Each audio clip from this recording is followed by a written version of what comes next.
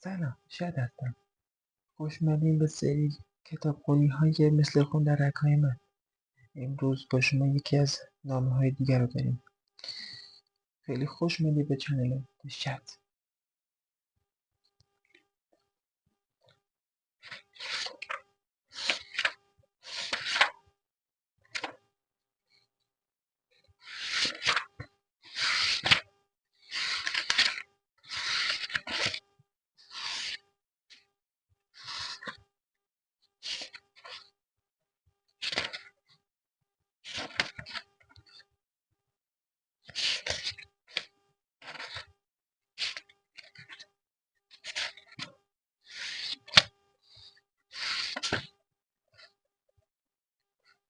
زیبایی تو لنگری است که میان آفتاب‌های همیشه در نوسانند. زیبایی تو شکست ستمگری است و چشمانت با من گفتند که فردا روز دگری است. آی دای خوب، خوشگل من، آی دای یگانه من. حالا دیگر چنان از احساسهای متضاد گونه و سرشارم که اگر بپرسی هر صبح را چگونه به شب میرسانم بی گفتگو در جواب میمانم. هیجان عظیم به دست آوردن تو قلب مرا از شادی انباشته است، اما تصور اینکه هنوز تا مدت دیگر میباید از تو دور بمانم قلبم را از حرکت باز میدارد.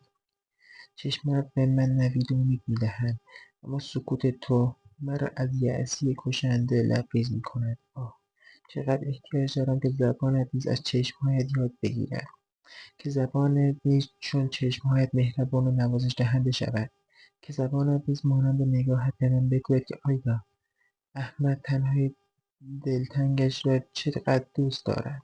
افسوس که زبان و لبان تو به قدر چشمهایت مرا دوست نمیدارد. اگر میدانستی چقدر محتاج نوازش‌های تو هستم، اگر میدانستی چقدر محتاج آنم که با من سخن بگویی، به من بگویی که مرا دوست می‌داری، به من بگویی که خوشبختی، به من بگویی که چه فکر می‌کنی، چه می‌خواهی و فردای طلایی مشترکمان را چجور می‌بینی. افسوس آیدای کوچک من. کاش می‌دانستی که حاضرم به‌جای هر دقیقه که با من از قلبت سخن بگویی 1 سال از عمرم را بدهم. کاش می‌توانستی حدس بزنی که چقدر دوستت می‌دارم.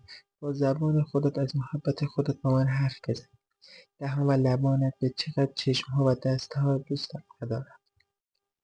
دستان مهربانت دستای مرا میان خود می‌گیرند و چشم‌های عجیب تو که برای توصیف آنها کلمه زیبایی کافی نیست، مرا زیر نوازش نگاه‌هایت به خواب می‌برند.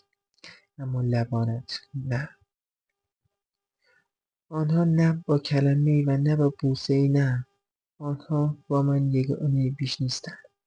آن روز، آن نخستین روزی که من توانستم در خلوت آرزومندانه عشقمان تنگ‌تر کنار تو بشینم و گرمتر در آغوشت مشتاق خود جایت بدهم، لبان بی‌محبت تو، سرد و نامهربان، از لبان من گریختند، چیزی که من درست به خلاف آن تصور می‌کردم.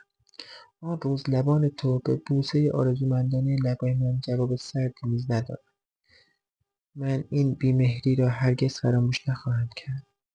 در گرمترین لحظه‌ها، هر وقت که باشد، فردا یا 10 سال دیگر، آن نخستین روزی که توانستم یکدیگر را در خلوت عاشقانه بازیابیم، به یاد من خواهد آمد. دلم سرد خواهد شد، یأس در رگ‌هایم خواهد دوید و اندوه سر پایم را خواهد گرفت. با خود خواهم گفت نه، آن شور و آن اشتیاق تنها از جانب من بود. من بودم که او اصرار کردم کنارم بشیند و او بود که به اصرار من توجه نمی‌کرد و می‌گفت همینجا که نشستم خوب است. من بودم که سرانجام او را کنار خود نشاندم. من بودم که دستش را به دست گرفتم و آخر سر من بودم که با وجود خودداری او را بوسیدم. اما با این همه، اگرچه چشمهایش گذاشتم که ببوسمشان، لبانش گریختند. نه تنها که بوسیدن من رغبت و حرارتی از خود نشان ندادند، بلکه از پاسخ دادن به لبان من نیز خودداری کردند. چرا؟ چرا؟ چرا؟ برای چه؟ به قدر من شوق و نیاز عاشقانه نداشت. و افسوس که این سوال فقط یک جواب می‌تواند داشته باشد و آن جواب چنین است: برای اینکه او معشوق است، نه عاشق. و این رنج و یأس من است. میگویند در نخستین دیدار دو عاشق شور و حرارتی است که هیچ چیز نمیتواند جانشینان شود. آخ ودای من، تو با سردی لبانت نخستین دیدارمان را که میبایست خاطرش در سردترین روزهای پیری و کوری قلب مرا گرم نگه دارد، به خاطر سرد و یأس آوری مبتل کردی. روزهای دراز زیر باران و آفتاب از دور برای آنکه یک لحظه یکدیگر را ببینیم، سردی و رطوبت باران یا گرمی و سوزاندگی آفتاب را تحمل کرده بودیم. در این صورت اگر من همیشه تصور میکردم که نخستین خلوت عاشقانه ما با سمفونی طوفانی و رنگینی از داغ‌ترین بوسه‌ها و رازگویی‌ها و حتی با باران تندی از اشک‌های شوق و سعادت همراه خواهد بود، به من حق بده که چنین تصوری داشتم. و اکنون به من حق بده اگر وحشت‌زده و مایوس از تو بپرسم که چرا؟ آیدا چرا؟ آن روز بزرگ نخستین دیدارمان را چرا بدان صورت درآوردی؟ میدانی مثل آن بود که آفتاب داغی بر سرزمین یخزده منجمد بتابد. از تو معذرت میخواهم و امیدوارم مرا از نوشتن این مطالب ناراحت کننده ببخشی. آیدای من، از آن روز تا به حال لحظه‌ای نتوانستم خودم را از اندیشیدن به سردی آن روز مانع شوم. به من حق بده. در نظر بگیر که آن روز تو با همه اشتیاق خود مرا بوسیده‌ای و من با سردی لبان خود را از تو دور کردم. لبان خود را از تو دزدیده‌ام و آن وقت ببین چه تصورات نامطلوبی در ذهن تو بیدار می‌شوند. آیا میبایست من هم به همان اندازه که تو مشتاق بودی مشتاق تو باشم؟ لحظه‌ای نتوانستم به این مطلب ناندیشم و هزار گونه فرض ممکن و ناممکن برای خود تراشیده‌ام که از همه این فرض‌ها و گمان‌ها تنها یکی ممکن بوده است که احتمالاً با حقیقت وقف داشته باشد. تنها چیزی که به فکر من رسیده این است که تو در آن روز در وضع نامساعدی گرفتار بوده‌ای و فکر کرده‌ای که شاید بوسیدن تو باعث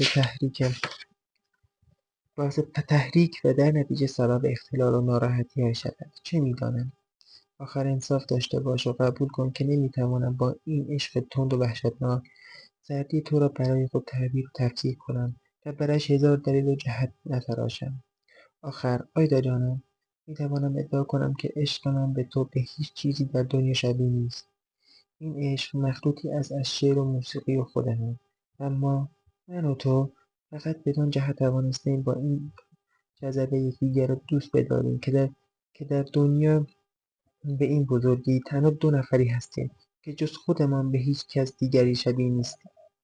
من گاه به گاه که می‌بینم چقدر مثل هم فکر می‌کنیم و هدف‌ها و آرزوهایمان چه حد شبیه هم است، به شگفت درمی‌آیم. آیدا، خاطره آن روز مرا رنج می‌دهد، مرا مأیوس می‌کند و دارد مرا از پا در می‌آورد. اگر علت سردی آن روزت را برای من شرح ندهی، یأس بدبختی مرا خواهد کشت. هرچه هست یا بود، بگو و مرا از این اندوه خلاص کن. از این رنج نجات بده و بگذار این لکه تاریک برطرف شود، وگر دنیا را پیش چشم من سیاه خواهد کرد. آیا مثلا تصور کرده‌ای که ممکن است این موضوع باعث ناراحتی شود؟ اگر اینجور باشد باید یک قلم به تو بگویم دیوانه و ازت بخواهم که از این به بعد برای عشقی که به بزرگی آسمان‌ها روی زمین حساب باز نکنی.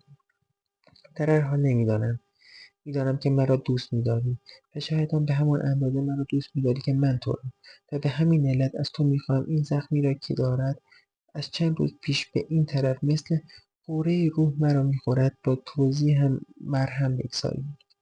بیش از هر لحظه‌ای دوستت می‌دارم. مرا از این رنج رهایی بده.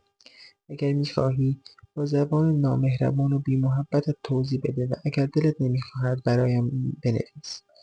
خودت می‌دانی به چه وسیله، اما در هر صورت آسمان فیروزه رنگ و صاف عشقمان با این ابر سیاه تاریک نکن. با بیقراری منتظرم که در این راه کمکم کنی. احمد تو، تهران، خرداد 41. این یکی از نامه‌های بلند احمد شاملو به آیدا بود. برای دنبال کردن سری ویدیوها حتما کانال رو سابسکرایب کنید. ویدیوهایی که دوست داشتید ویدیو رو لایک بکنید. بدرود.